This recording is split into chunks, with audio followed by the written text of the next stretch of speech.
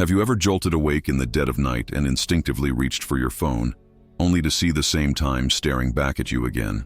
3:33 a.m. Not once, not occasionally, but night after night, as if something inside you knew before your mind caught up. Maybe it came with that strange pressure in your chest, or the feeling that you were already awake before your eyes opened, or that eerie sense of déjà vu, like this moment had already happened somewhere outside of time. If this sounds familiar, let me say this clearly before you talk yourself out of it. You're not crazy. You're not broken. And no, this isn't just stress or a random sleep glitch. There is a scientific reason this happens, and it's far more unsettling than most people realize. Most people brush it off. They blame caffeine, anxiety, bad sleep habits. But something about this felt different to you. It lingered. It followed you. That quiet knowing that this wasn't meaningless is not imagination. It's awareness. Experiences like waking at 3:33 a.m. tend to appear when consciousness starts shifting beneath the surface, when perception begins brushing up against a hidden layer of reality most people never notice. This is often one of the earliest signs of a spiritual awakening tied directly to quantum consciousness and the deeper structure of the mind. What no one explains is that your brain, your awareness, and reality itself are not operating the way you were taught they are. When a neuroscientist finally explained what was actually happening during these moments, it reframed everything I thought I knew about sleep, intuition, and the hidden reality shaping our lives. And once you understand it, those late-night awakenings stop feeling random. Because the reason you keep waking up at exactly the same time has nothing to do with coincidence, and everything to do with what your consciousness is doing when the world goes quiet. Before we go any further, I want you to take part in this intentionally. If you've had a moment in your life that still doesn't make sense, a repeating time, a synchronicity that shook you, a coincidence that felt too precise to dismiss, share it in the comments below. One experience, one sentence. I'm reading everyone, because these patterns don't exist in isolation.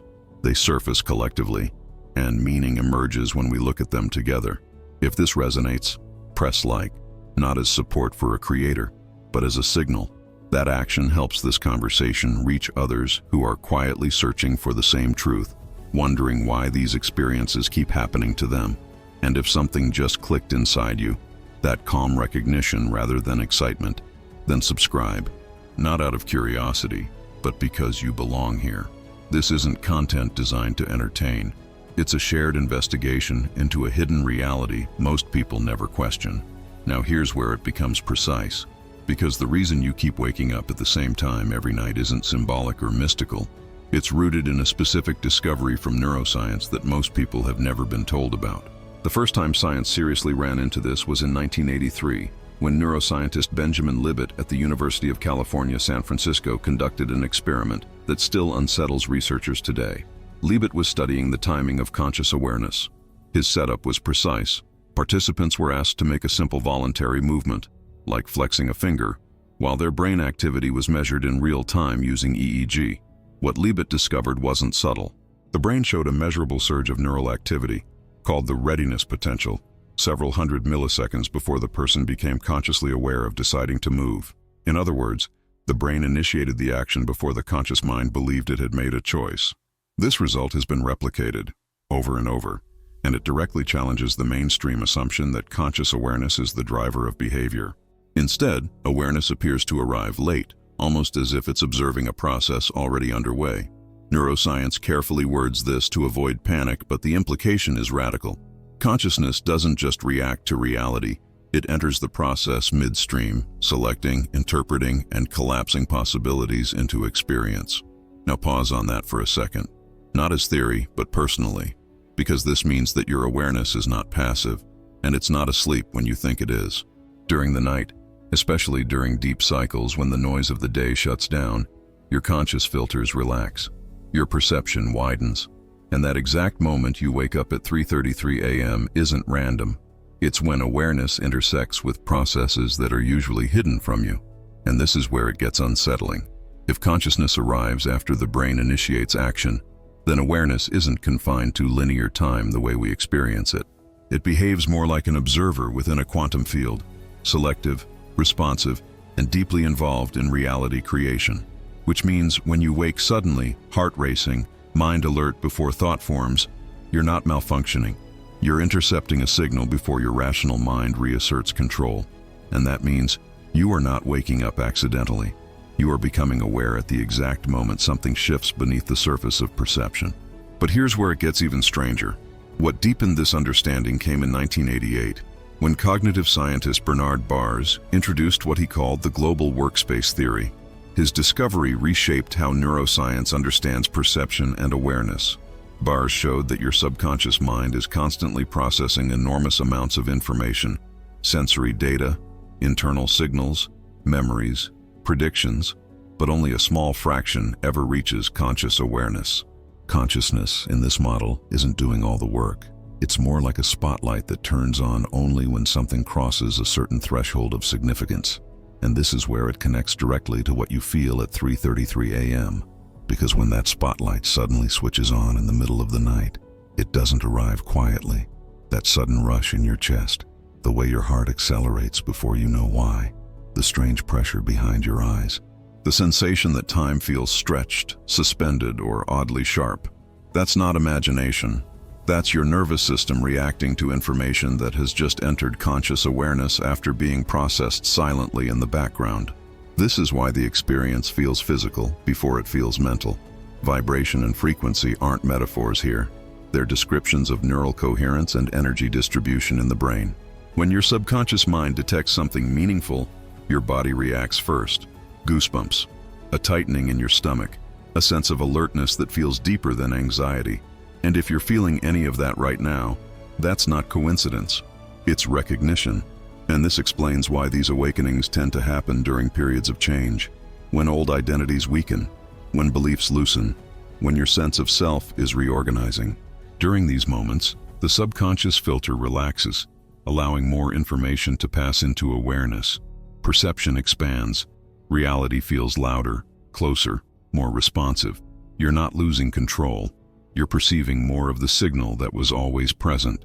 And this explains why you wake up before the alarm, before thought, before fear. Your awareness is intercepting information before the rational mind can label it or dismiss it. That's why it feels profound instead of confusing. Now let me tell you something nobody talks about. For years I ignored this.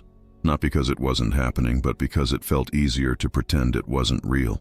I kept waking up at the same time, night after night, with that same quiet alertness in my body. But every time I tried to make sense of it out loud, I felt exposed. I stopped talking about it because people laughed, or they tried to explain it away too quickly. Stress, overthinking, you just need better sleep. So I nodded. I let it go. Or at least, I told myself I did. But carrying it alone came with a cost. A subtle kind of loneliness, the kind where you feel slightly out of sync with the people around you, like you're living half a step ahead or to the side of the conversation. I doubted myself constantly. I questioned my own perception. I wondered if I was assigning meaning where none existed, if I was just wired wrong in a way that would never fully make sense. There were nights I lay there awake, staring at the ceiling, telling myself to ignore it, to be normal, to stop paying attention. The rupture came quietly. One night, after waking again at the same time, I didn't reach for my phone. I didn't rush to explain it. I just stayed still, and in that stillness, something shifted. Not clarity in the dramatic sense, more like honesty. I realized that denying this part of my experience was more exhausting than admitting I didn't fully understand it. That pretending not to notice was costing me more than curiosity ever could. That was the moment I stopped fighting what was happening and started listening instead. If you're feeling this now, that recognition mixed with uncertainty, you're not alone. This isn't weakness, it's sensitivity to reality. And if something in you resonated with this, you're exactly where you need to be, right here, in this moment, without forcing answers. That's when everything changed. Because I realized something that shifts everything. That's the realization that reorganizes everything. What you once labeled as a flaw, the sensitivity, the waking, the feeling that something deeper is unfolding beneath ordinary life, was never a malfunction. You're not breaking, you're waking up. The science you've just walked through points to the same conclusion your experience has been hinting at all along. When awareness arrives before thought, when observation alters outcomes, when the mind detects meaning before logic catches up, It reveals something unsettling and empowering at the same time. Consciousness is not a byproduct of reality. Consciousness participates in shaping it. Think about the journey you've just taken. A brain initiating action before conscious choice. Awareness acting like an observer rather than a driver. A subconscious mind filtering oceans of information and surfacing only what matters most. These aren't isolated discoveries. They're fragments of a larger picture. And when they come together, they suggest that what you're experiencing at night isn't disorder. It's perception expanding beyond its usual limits. If things feel unfamiliar right now, if the world feels slightly out of alignment, that's not failure. That's a reality shift. Frequency is changing, and your system is registering it before language can keep up. Here's the part most people never hear. You're not the only one. Thousands of people are reporting the same patterns right now. Waking at the same times, heightened awareness, time feeling distorted, emotions surfacing without obvious cause. This isn't collective anxiety, it's collective awakening. When consciousness expands, it first feels strange, then it feels lonely, and then it feels like recognition. If your heart feels like it's racing as you hear this, that's not anxiety. That's your nervous system recognizing coherence, the relief of something finally making sense. The power in this isn't control, it's participation. The awareness you've always had wasn't placed inside you, it's what you are. It was just buried under conditioning, noise, and outdated explanations. And once you see that, you can't go back to pretending reality is something happening to you instead of something you're in relationship with. Because if consciousness creates, if the quantum observer plays a role in collapsing reality into form, then ideas like death, time, and separation don't mean what you were taught they mean. They can't. And that raises a question most people aren't ready to sit with yet. Before your rational mind pulls you back into familiar explanations, do this now. Pause. Breathe. Notice where you are. Because awareness, once recognized, doesn't wait forever to be acknowledged. Comment, "I am the observer," or "Consciousness creates," below. This isn't just engagement. It's a conscious act, a moment where intention is made visible, where awareness collapses into form. When you write it, you're contributing to a collective field forming around this channel, attracting others whose quantum consciousness is already expanding in the same direction.